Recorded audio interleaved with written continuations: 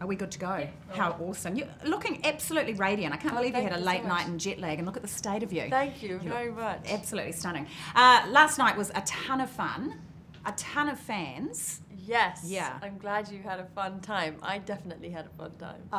That's good to hear too. When you take a movie like this is hell-bent on scaring the pants off people and essentially entertaining them. And chatting to Tom last night, talking about that's what he wants to do. He lies awake at night thinking of ways of how he can freak out and entertain. I just sat through the VR and watched the vomit comments. Yes, that you shot. Did you enjoy it? I did, but I felt a bit sorry for you when it said 52 takes and you were literally at zero gravity. Yeah. What does that do to the body? How did you feel? It's very difficult on the body because when you go in and out of 0G, the gravitational force is very extreme. Yeah. So that is what causes motion sickness. And you know, when you're rolling around with Tom and you're trying to do a scene, rolling around with Tom, sure, you're trying to do a scene. You know, it got very, difficult because when we come. They count down like 3, 2, 1, and you go back into gravity, and the gravitational force is so extreme. So we would land. We had no idea where we would land, and sometimes like I'd land with Tom on my face, or I'd land on top of him, or and it was so exhilarating and fun, but we had no idea how to manage ourselves because none of us had been in that environment before. But it adds so much to our film, and yeah, it was so much fun to do it. That's an interesting thing to be able to say that you did at the office.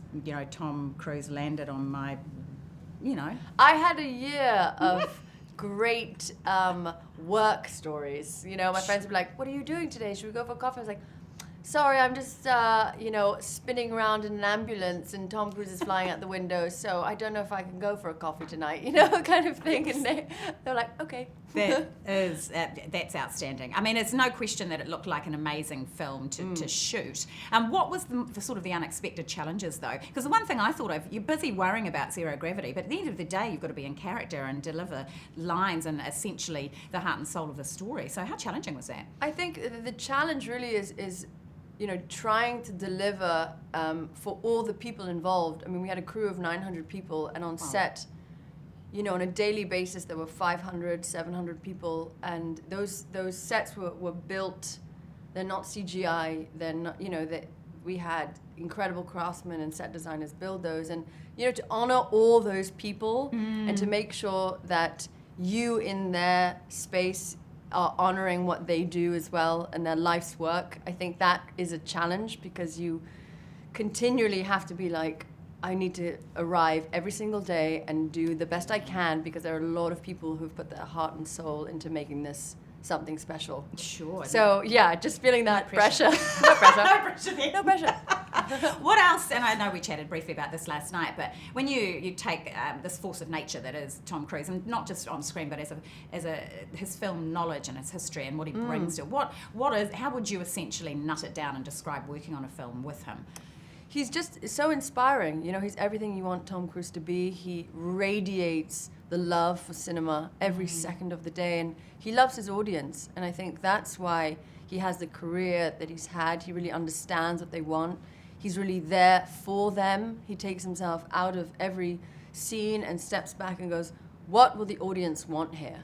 What is going to make them feel great about this moment, emote in this moment, feel fear in this moment?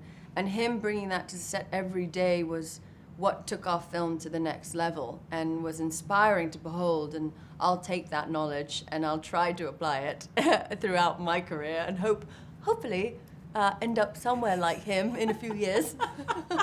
Well, you've kind of answered my next question in that sense. What was that your biggest takeaway? Like, obviously, every film is you're adding to your own film craft, aren't you? What would be the single biggest takeaway from the experience for you?